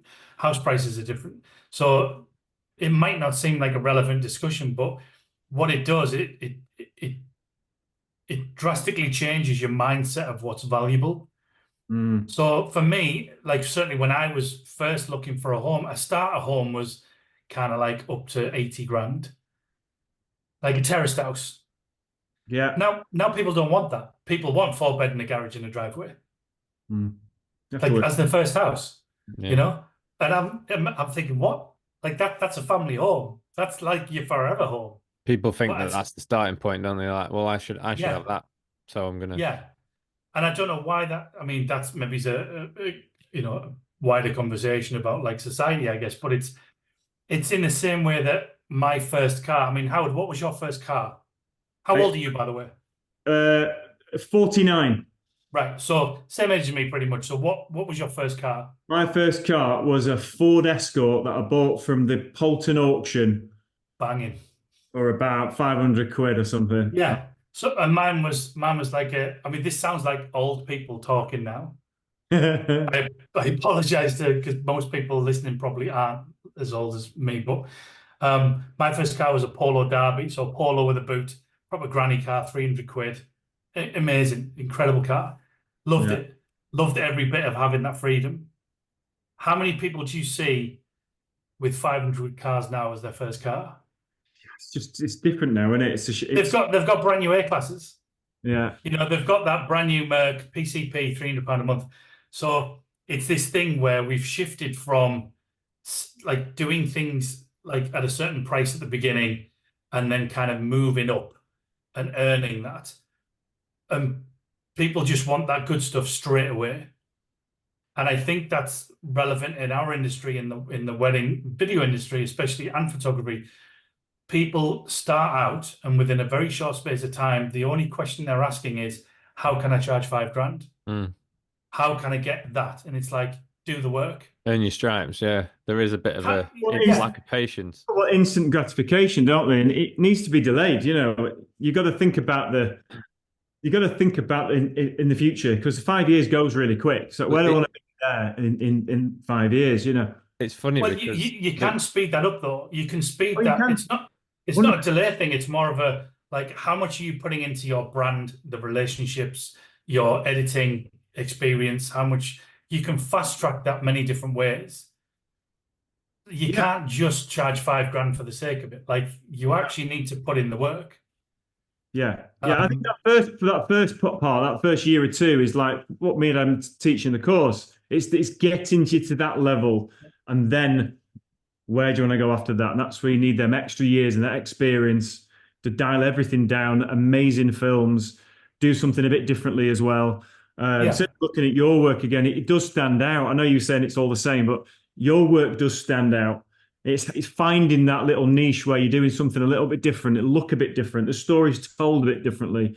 Always looking for the edge, and it makes you stand out, and you can command better prices and more different prices. But you're right in that the people that have asked me these questions, like, oh, I'm at this point, I want to get to how come this guy's charging 5 grand? How do I get to that? They've only been in business 2 years. And it's like, you're right. They're like, well, I've got to here now, so I want to jump to 5 grand. Like, I need to do it in the next 18 months. And it's like, well, it obviously takes a lot of work. So just don't expect it to happen overnight. Yeah, and also a big thing about higher end, again, we hate that word, but weddings that pay more money, a lot of it comes down to relationships. So those relationships are nurtured over a long period of time because it's a trust thing. So like so I've just got an inquiry last week from a planner that I've worked with previously twice. And this particular client wants a film the type of film that I do. So the planner put me forward, the client loves it, but the client's spending a lot of money. So that planner has to trust that I can do the job. And that's built up over, time shooting. It's time served type stuff. And people do want to know how to do it quicker. Yes, you can. There is ways to do it quicker, but there is kind of stages. I think if you're at 1500, you can quite easily be 2 to 2.5 without probably doing much else, to be honest. And as in general, as a whole, people can raise their average quite easily without changing much. They're probably undervalued as it is anyway. But then to make those leaps into that like 5, 6, 7 upwards, is there needs to be a bit of work to do. There's a bit of relationship working. There's a bit of kind of brand work to do. But I say that most photographers I know have only been shooting 3 or 4 years are already 4 or 5 grand. There's a big influx of new ones that have done a few style shoots. Yeah. Worked for the last 18 months and are charging 5 grand. But that mentality comes from first car being a brand new Mercedes, first house being 500 grand. Yeah. It's that thing. It's that like, I want to go straight in at this much. Yeah. Which is brilliant. I love that. I do love that someone can go, fuck it, I'm going to do this. But I don't think they think it's risky. I think most people who do that just think that's normal. That's how much I should charge. So does it boil down to a confidence of just asking for it? Yeah. Probably. Yeah. So takeaway, the massive takeaway from the conversation, isn't it? Having that confidence. Just do it. Once you know it works at a certain level. Yeah. So having said all that, if someone does still want to strive for, I want to charge 10 grand and do 10 weddings a year and and they do want that real aspirational. Yeah. What's the main thing they should be focusing on? If they want to do like super, charge a good chunk of money and do, a handful of really nice weddings a year, then you're going to have to work on your relationships in the industry. Simple as that. It's a given that the work needs to be good. It's a given that the brand, if you're even thinking that and your work isn't right and the brand isn't right, then it's not going to work. So I'm saying this from a point that your work is already bang on. Your brand is already great. Your reputation is already good. Then it's just about really working on those relationships. Does it? Because you can, I've got a really good network. I think I know loads of photographers that recommend me venues, etc. And they're recommending me for their weddings, for the weddings that they're booking. But if I want to then go beyond their kind of price points that they get, so like if I've got a relationship with a photographer who recommends me all the time, but I know they're booking 2.5 grand weddings every time. If I want to charge more, I'm going to have to probably work. I'm going to lose that relationship in favor of a different one. Yeah. Is that a thing? Yes, it's a thing. Like, for instance, the chap who got me into weddings, I love him a bit. He actually doesn't do it full time anymore, sadly. 2020 kind of messed him up. But he's like 1,300, 1,800 type range. Works locally. And he's such a good guy. He got me into the industry. I did some commercial work for him back in the day. And that gave me a little bit of an insight into weddings. And he said, hey, you should do this for weddings. And I was like, give me a client, I'll do it. And that's how I started. I don't really shoot weddings with him anymore because we've shot one this year because it's a family that always books us. So I've done all their family's weddings, but I'm double, if not triple what he is. I think he charged about 1,900 for that wedding. And I think for me, it was 4.5, 4,750. And it was a 10 o'clock start and a 6 o'clock finish. It was brilliant. Sounds great. It was amazing. Sounds good. And it's like 20 minutes to my house on a Sunday. Easy money. Oh, but it's an incredible family. Incredible food as well, which is obviously top of the list. And there's your confidence to get the price because you know that they trust you. You've done work for them. Yeah, to trust him. But I won't be shooting another wedding with him for years, probably. But I was shooting loads of weddings with him at the beginning. So yes, there's just that natural thing that if they're spending 2.5. So what I would say, he's a weird one. And I know you've said, obviously, you've got a system that works really well for you, and that's what you're happy with that. So it doesn't really apply to you, this, but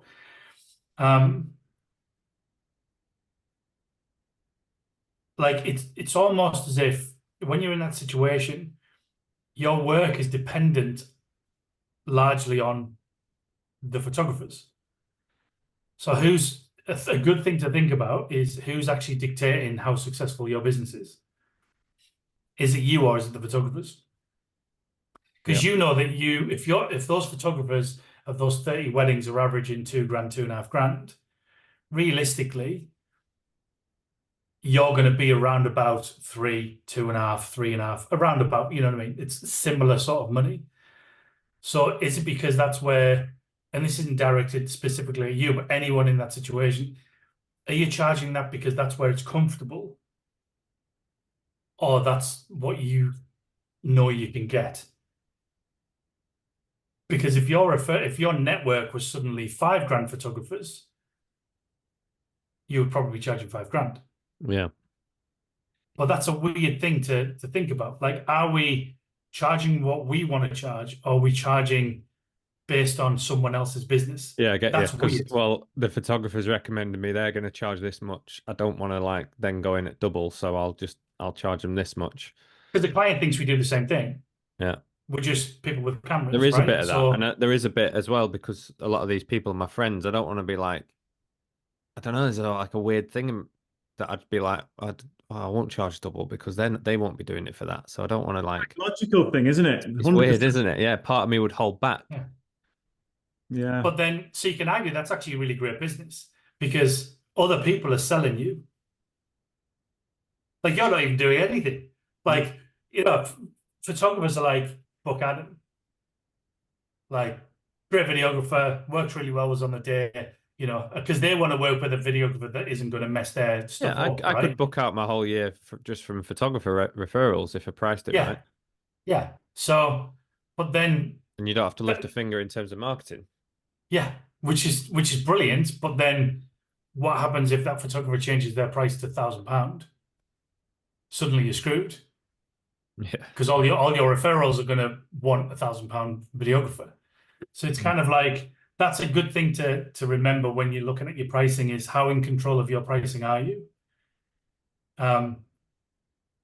If you're working with photographers who are in that kind of 5 to 10 range, then it doesn't always happen like I said at the beginning, but you have, you know, a good amount of leeway.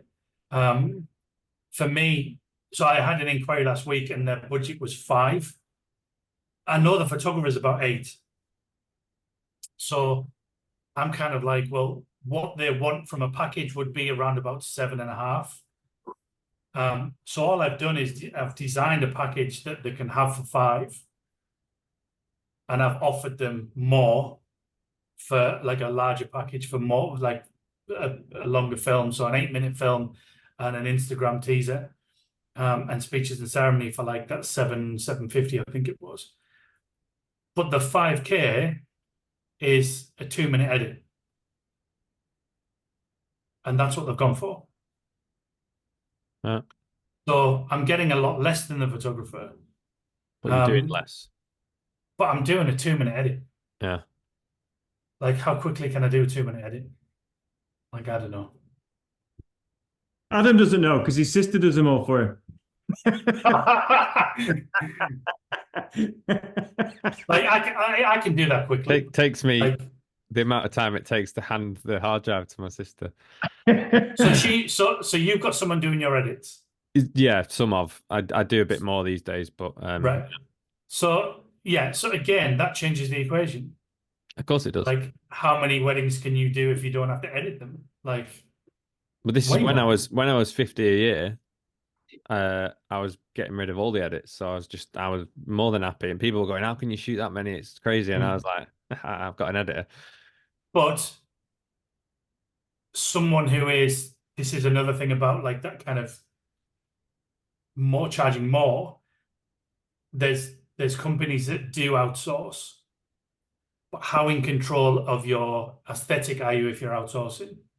Yeah, it's got to be controlled. I think you've got to in my case, it's not. I'm not sending it to Fiverr. I've got someone who I've trained in house doing everything, and it all goes. You know, it all stops with me. Yeah.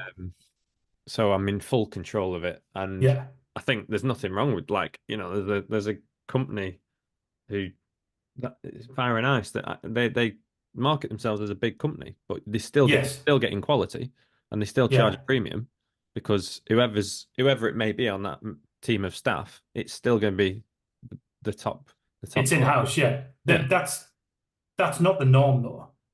No. It is. I mean, even in shooting, it's not the norm. How many posts do you see on the Facebook group every week? Like, can someone shoot this wedding next week? Or Yeah. someone's pulled out. One Yeah. of my guys pulled out, and they're just getting whoever. Yeah. Yeah. And Like, that's the risk, and it's not fair on your client then because you're no. spending X amount. I don't So like if you, anyone shooting for me because it's never going to be quite the same as what I would do. no, I struggle with that. I do. I and the reality is I'm quite controlling in terms of how I want things to look. So my business isn't scalable. It just Mm. isn't. Like when someone hires me, they're hiring me. And when I do an edit, I'm sitting down in this room, usually on an evening because it's dark, and I've got headphones on and I'm just kind of locked in and I'm trying to feel something. And it's not great for like I can't outsource that, Yeah. or I don't feel comfortable outsourcing it. So I'm kind of like it takes a lot of my time up. Because of that, I won't pay for it. But yeah, there's loads of different factors. I think to end on this note would be if you're already a presence online, your socials and your website is on point. I would focus this year, strange year to do it, but I would focus this year on being as lean as possible and putting as much money in that safety net pot as much as possible. So then next year, you can increase your price and be less scared when they don't book because they will not book. Like you will get ghosted infinitely more times than you ever have, and it will scare you. But if you have whatever much money you need in the bank, it took me 2 years to do that. I did all the weddings under the sun, and I saved up 72,000 in 2 years. Like I lived on noodles, and I was doing stupid weddings. I had a wedding in Scotland on the Sunday, London on the Friday, nothing on the Saturday. So I took a Manchester wedding for £600 on the Saturday because in my head it was like on the way. Yeah. I was in London, traveling to Scotland. I might as well stop halfway and do this wedding because the £600 took me to the nearest 10K. So I was at like, I don't know, 39 something, 39.4, and I was like, oh, well, I'll do it.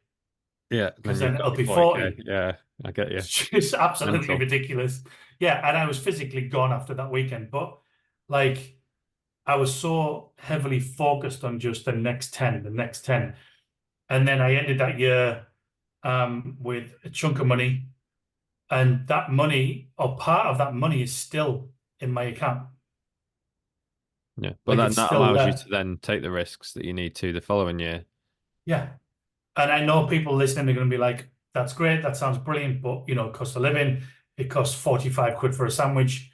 You know what I mean? Like, I get it, that's difficult. But if you just look at what you're spending, like, do you need that new drone? Do you need that A7S 12, whatever's coming out?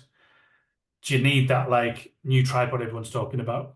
Yeah, I mean, You if you know, want it, bad enough, just I know we're waffling on, but if you do want it bad enough, then you could, slim down your takeaways and your food shop, and you can, not go out as much, and yeah. like it sounds really like dystopian and like communist Russia kind of attitude, but Yeah. you can live a lot less than you need to. And to be honest, If you want it bad enough, then that's what you should be doing. the best thing you can do for the price increase is literally to have that confidence in terms of money in the bank. I'll stand by that forever. It's just how it is. You can have all the education you want. You can have all of the best work in the world that you want. But if you need to pay the mortgage that month and you have 50 pence in the bank, you're going to shoot £1,000 wedding. You're going to take that wedding for 1,500 quid. When you want to charge $3,000 and the client says, what about 1,500? You're going to take it because that's what pays the bills. You just need a chunk of money in the bank. I would say work towards having 6 months, 12 months if you can, because we work seasonally. If you can figure out what you need for 12 months and get that in the bank, it might take you a couple of years to do it, maybe more. That's the thing that you need to do. You've probably got some work to do anyway in terms of your branding. So in that time you're saving, you're also working on your branding, your relationships, and then you'll get to a point where you've got everything in place and then you can go for it. Cool, man. That'll Cool. do. That'll do. Cheers, guys. Richard, Pleasure. Thank you so much, mate. Thank you. It's been great to chat to you. Great to meet you. Love it. Absolutely loved it. Appreciate that, mate. Enjoy your day. So thanks so much for listening. We really hope that you found this episode insightful, inspirational, and if you did enjoy that, then please consider subscribing to us wherever you get your podcasts, iTunes, Spotify. We're a Think Wedding Business. We're also on YouTube and Instagram. So if you want to watch us, you can go over to YouTube and find us at Think Wedding Business. And the same over on Instagram to keep up with all of our future episodes. We'd really love you to subscribe and join us on this journey. And if you do like this content, please consider giving us a 5-star review. It just helps us get seen and helps spread the word. So thanks again for listening, Wings and we'll see you out. next time. Bye-bye.